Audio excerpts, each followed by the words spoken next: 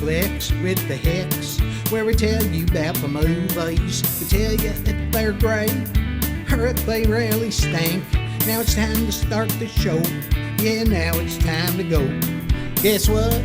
It's Flix with the Hicks. Welcome to another episode of Flix with the Hicks. I'm Greg. This is my lovely wife, Janet. And on Flix with the Hicks, each week we do a review of 2 films that we watched this week on DVD. We always choose the best film of the week and the worst film of the week. And in this case, the worst film of the week actually wasn't a bad movie. This is going to be fun. So, Janet got tasked with picking the worst movie of the week. Which film did you pick, Jan? Soylent Green. A classic. A classic. Yeah. You know why I don't think it's all that? Because you pretty much know what it is to begin with, unless you're a total idiot. But, you know, the acting was good. The storyline was a little off, I thought.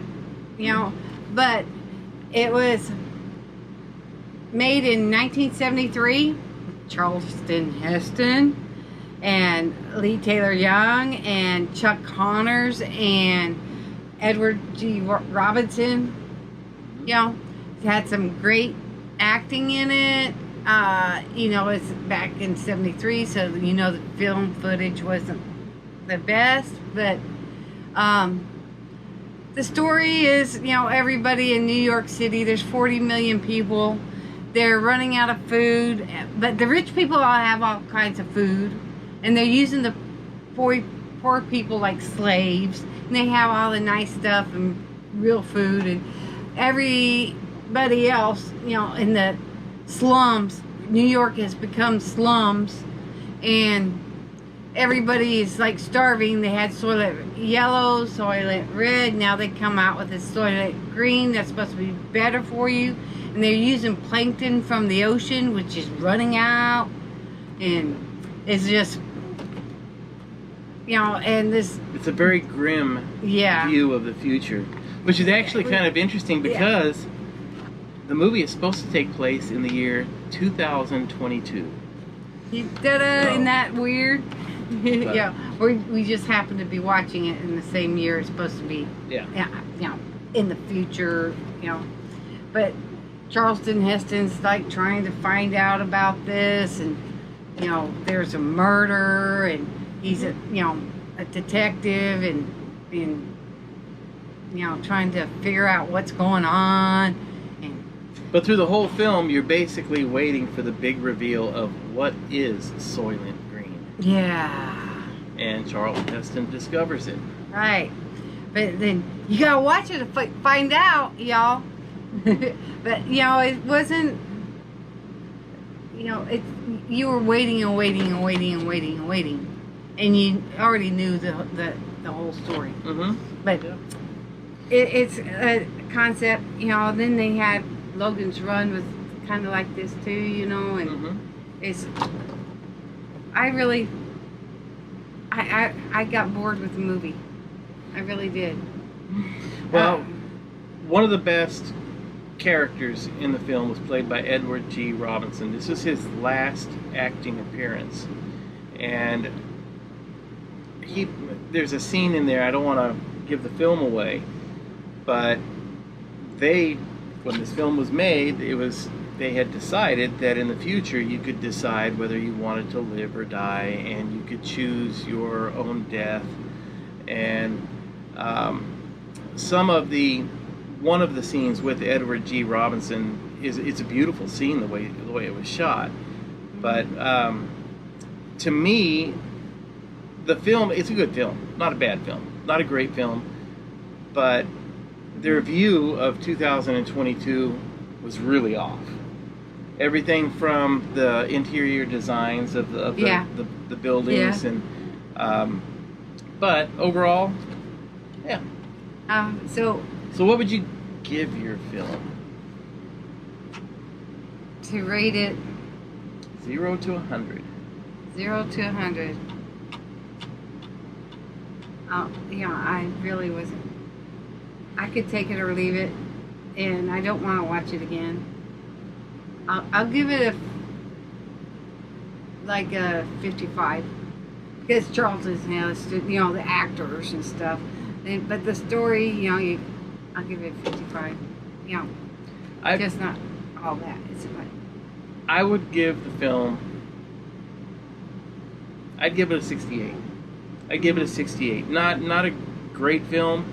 I think it is worth watching just because Charlton Heston. He's always an over the top, larger than life character, and he is in this film too. But anyhow, that's what it is. Yep. So it's not that bad. So that's what I say.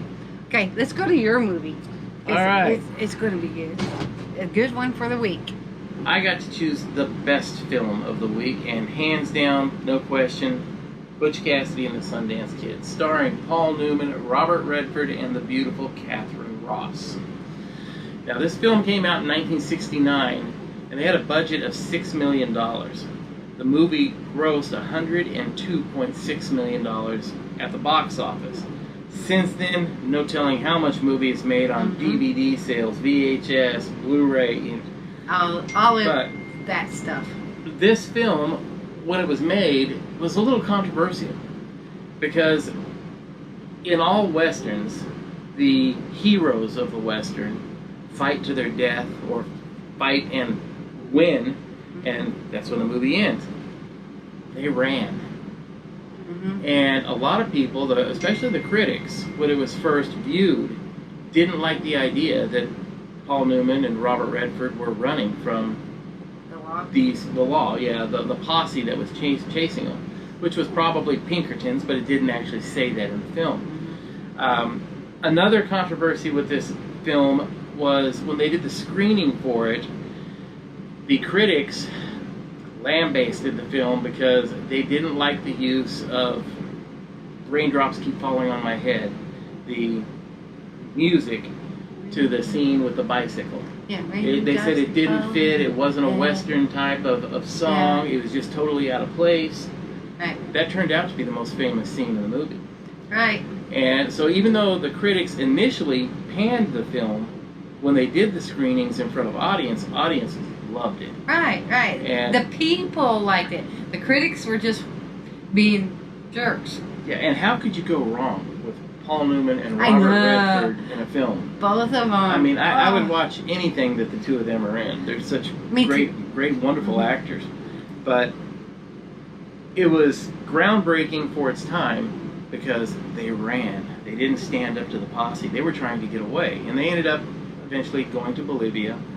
And, of course, it has the big famous scene at the end, which I won't give away. But wonderful, wonderful film. I saw this with my parents when I was like 4 years old. I didn't even remember it. My mother and father loved the film. They had the DVD for years. And then I saw it again, I believe in 1975 or 76. It was re-released to movie theaters. And I was living in California at the time. I was only 10 years old, 10 or 11. I went there with some friends. My parents dropped us off, 3 or 4 friends, and I fell in love with the movie. Really? Yeah. Wonderful, wonderful film. I don't know how many times I've seen it. Probably 3 or 4 times, maybe. And I've enjoyed it the whole time, every time. But, I had a crush on Robert Redford way back, long time. Great Gatsby, The Sting, that's going to be a one we got to get. Sting. Yeah. Yeah. But anyway. But it won 4 Academy Awards. It now is considered a classic, of course. And like I said, anything with Paul Newman and Robert Redford in it, I'm in. Yep. So.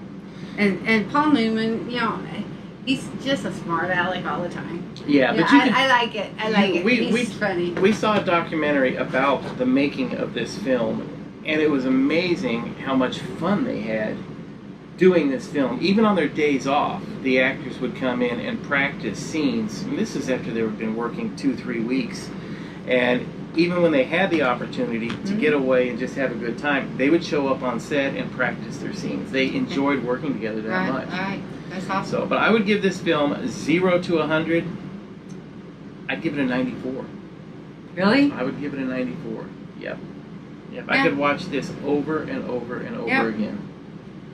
Yep. I'm right there with you. I say, 94, 95. I'm right there with you.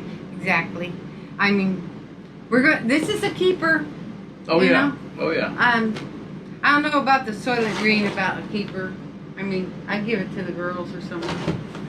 I wouldn't just whatever. Soylent Green's still an interesting film to watch. Yeah. Just it's a little campy, but